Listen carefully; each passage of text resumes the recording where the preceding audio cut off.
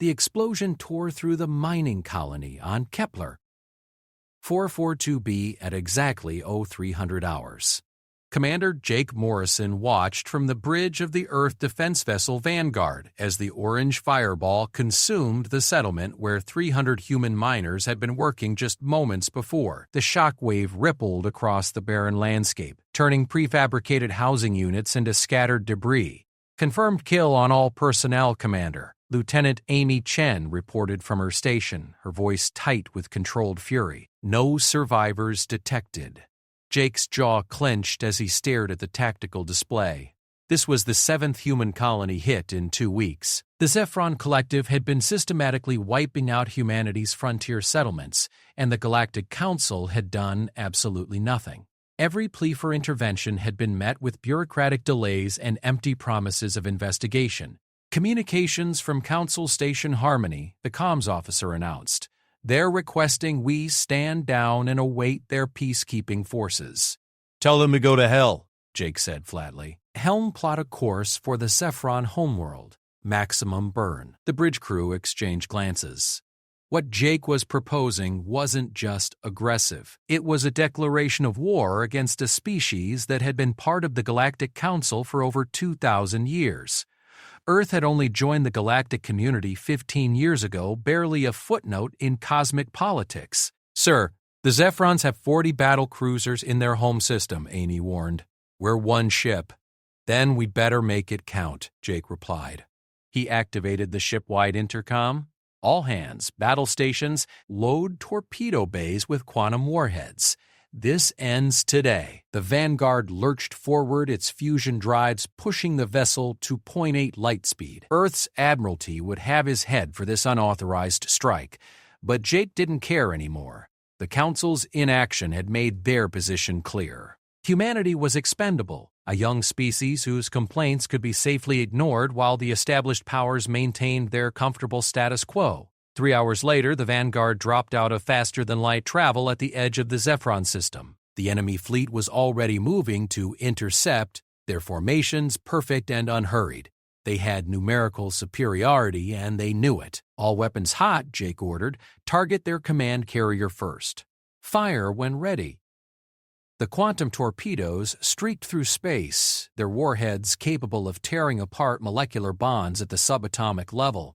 The Zephron shields flared and held just as Jake had expected, but he wasn't trying to destroy them yet. He was testing their response time. Enemy vessels returning fire, Amy called out. 47 plasma bolts incoming. Evasive pattern Delta. Launch countermeasures.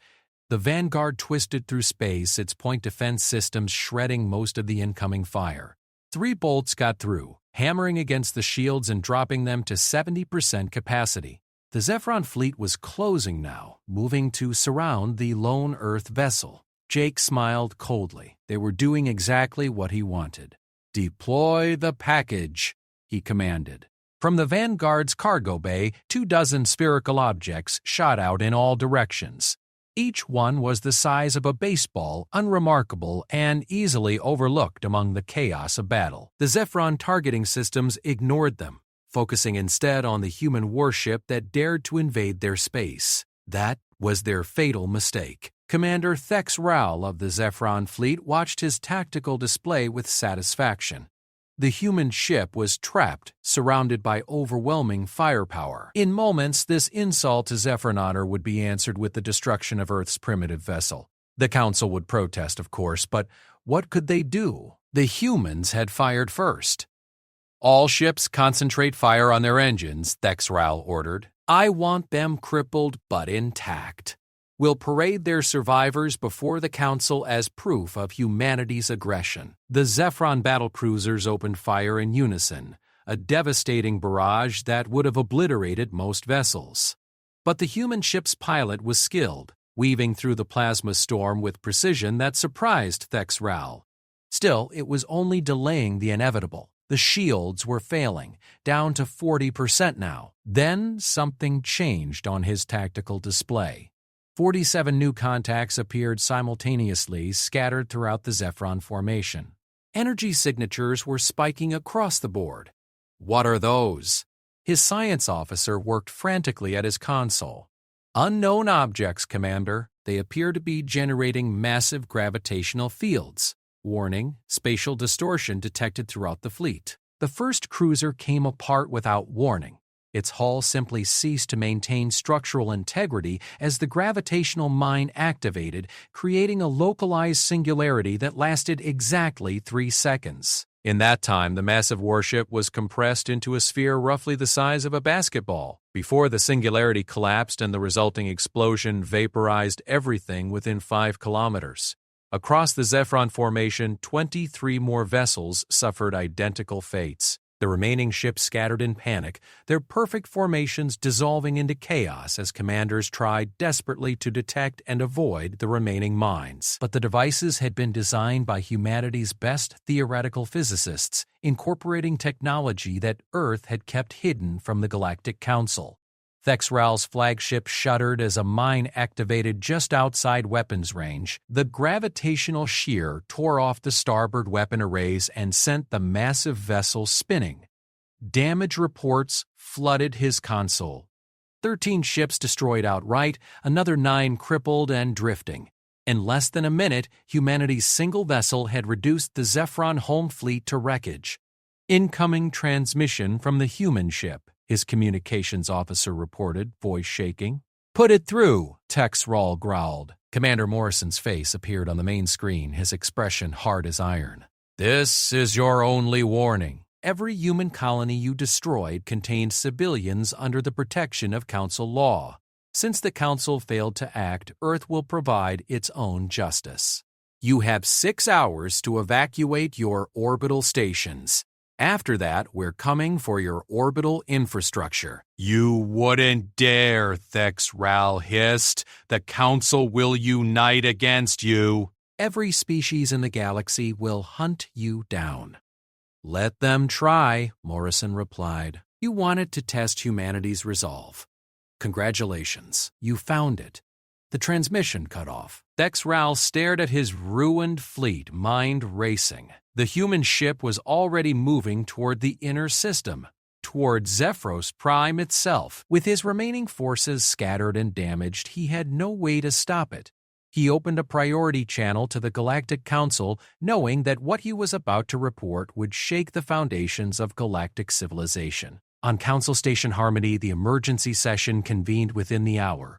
Representatives from 47 species crowded into the Grand Chamber, their various forms of communication creating a cacophony of clicks, whistles, and electronic pulses. Ambassador Helen Torres stood at the human delegation's podium, her posture relaxed despite the hostile stares directed at her from across the chamber.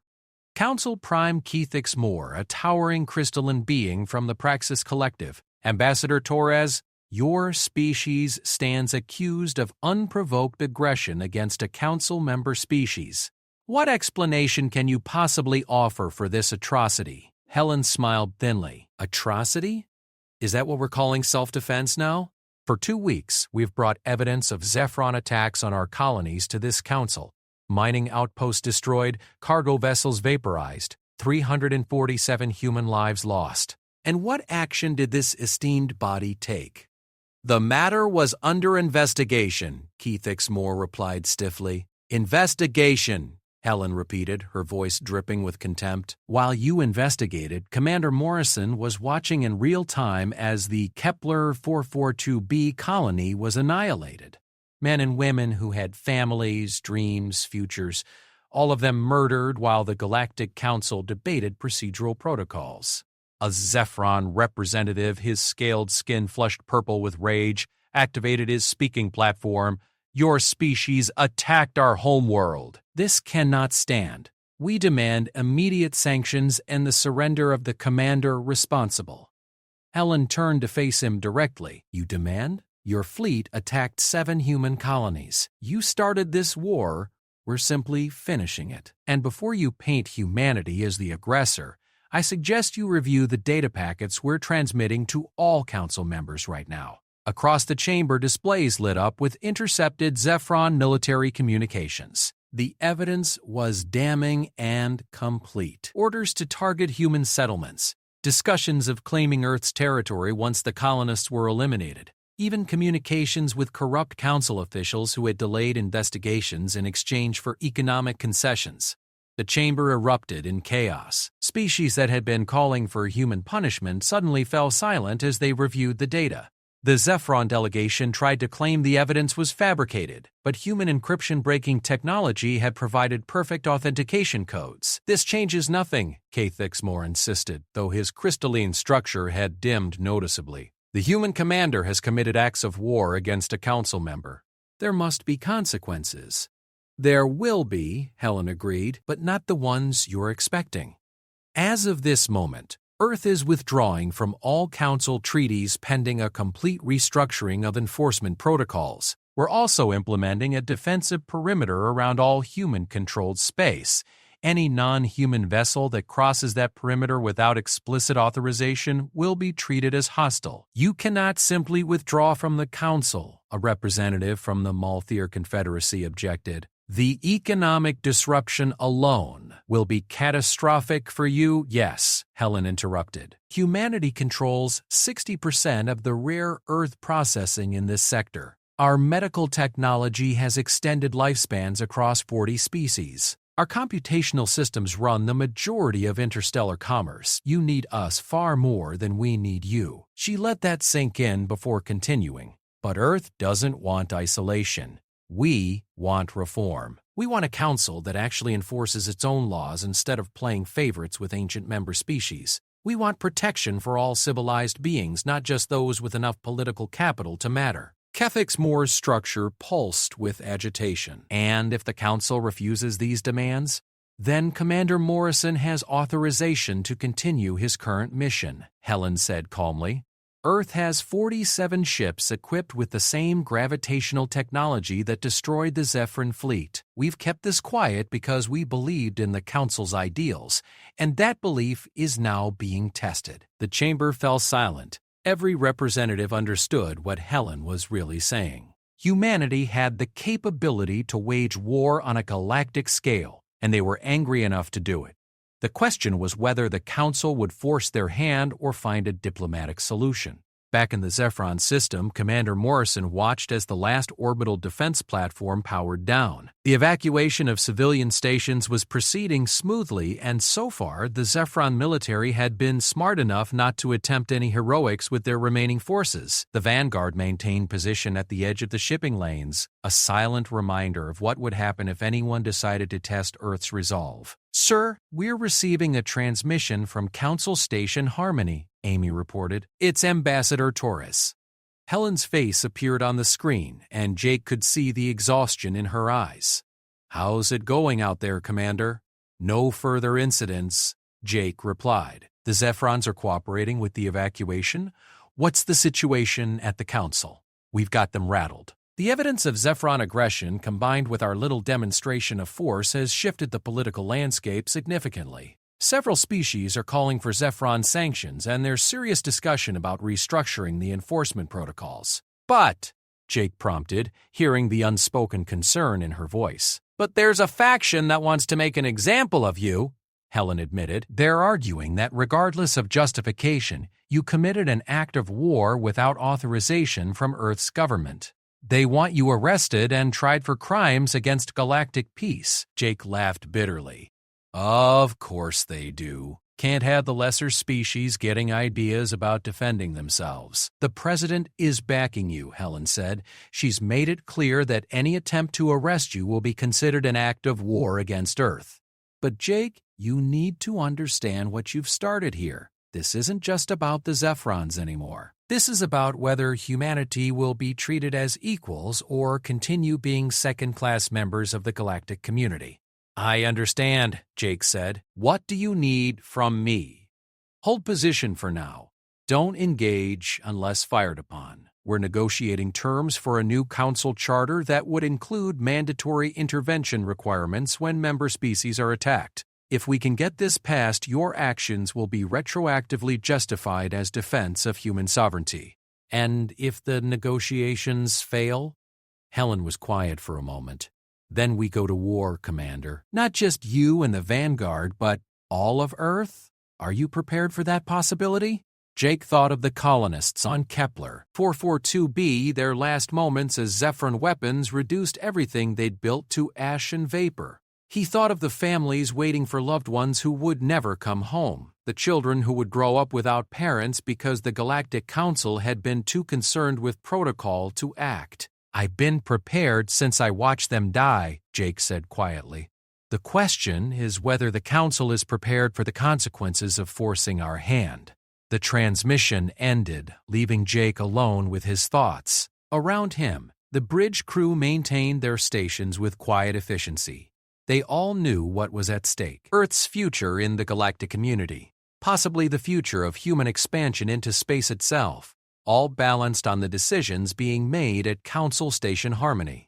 3 days passed in tense standoff. The Zephyron fleet maintained distance, licking its wounds and no doubt planning revenge if given the opportunity. Earth's other military vessels had taken up positions around human colonies, prepared to defend against any retaliatory strikes. The galaxy held its collective breath.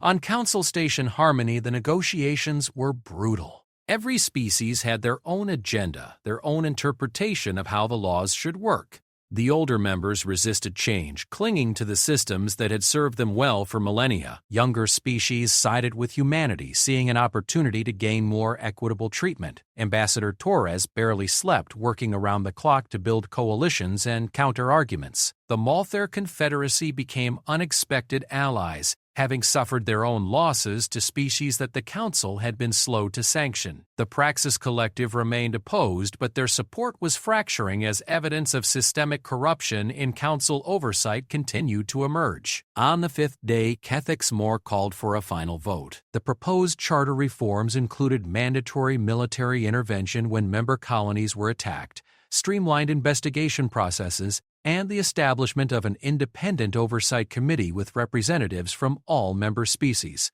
not just the founding members. 39 in favor, 27 opposed, with 8 abstentions. The reforms passed by the narrowest of margins, fundamentally altering how the Galactic Council would operate for the first time in 3,000 years. Helen transmitted the results to Commander Morrison immediately. It's done, Jake. The new charter recognizes your actions as legitimate defense of human sovereignty. The Zephyron Collective is being sanctioned for their attacks on our colonies. You're cleared to return home. Jake felt the tension drain from his shoulders. What about the Zephyrons? Are they going to accept this? They don't have much choice. The sanctions include economic isolation until they make reparations for the human lives lost. Their trade routes are being monitored, and several species have already canceled existing agreements. They'll comply or face complete collapse of their economy. Good, Jake said simply. He turned to his helmsman. Set course for Earth. Let's go home. The journey back took 2 weeks, and during that time, the galaxy began adapting to its new reality. Human gravitational technology became a subject of intense study and concern among military strategists. Earth's defensive perimeter was recognized as legitimate, with protocols established for peaceful passage. Several species that had previously dismissed humanity as newcomers began negotiating technology exchange agreements and defense pacts. When the Vanguard finally entered Earth's solar system, they were met by a fleet of 12 ships in full ceremonial formation. Admiral Patricia Wu herself was leading the honor guard, and when Jake's vessel docked at Luna Station, he found himself facing not a court-martial, but a medal ceremony. The president pinned the Star of Valor on his uniform while cameras from every major Earth network recorded the moment. Commander Morrison, your actions in defense of human colonists exemplify the best of humanity's warrior spirit. You faced impossible odds and emerged victorious, and in doing so, you secured Earth's position as a force to be respected in the galactic community. Jake accepted the honor with grace, but privately he knew the real victory wasn't his. It belonged to every human who refused to accept being treated as less than equal, who stood up and demanded justice even when the powerful tried to ignore them. The medal was just a symbol of something far more important. Humanity had announced to the galaxy that they would not be pushed around, 6 months later, Ambassador Taurus stood before the reformed Galactic Council presenting Earth's proposal for a joint defense initiative. 23 species had already signed on, forming an alliance dedicated to protecting the rights of all civilized beings, regardless of their species' age or political influence. The Zephyron Collective, now operating under strict council oversight, had paid their reparations and withdrawn their forces from the frontier regions. Their former allies had abandoned them, unwilling to be associated with a species that had so blatantly violated galactic law. It would take generations for them to rebuild their reputation. Commander Morrison, promoted to Admiral and given command of Earth's Frontier Defense Fleet, watched the proceedings from Earth with satisfaction. The galaxy had learned an important lesson. Humanity might be young in cosmic terms, but they were fierce protectors of their own, and they had the technology and will to back up that ferocity. In the years that followed, the incident became known as the Kepler response, a reminder that justice delayed was justice denied, and that sometimes it took one ship and one determined commander to shake the foundations of galactic civilization. Human colonies expanded with new confidence, protected by both Earth's military and the Reformed Council's enforcement mechanisms. And when new species joined the galactic community struggling to find their place among the established powers, they found an unexpected ally in humanity. Earth remembered what it was like to be dismissed and ignored, and they made sure no other species would have to face that same struggle alone. The Galactic Council had been left speechless by Earth's ruthless retaliation, but in that silence a new era had begun. An era where might alone didn't determine right, where even the youngest species could stand against injustice and force change. An era where humanity's message echoed across the stars. We will not be victims, we will not be ignored, and we will defend our own with everything we have. The galaxy would never underestimate humanity again.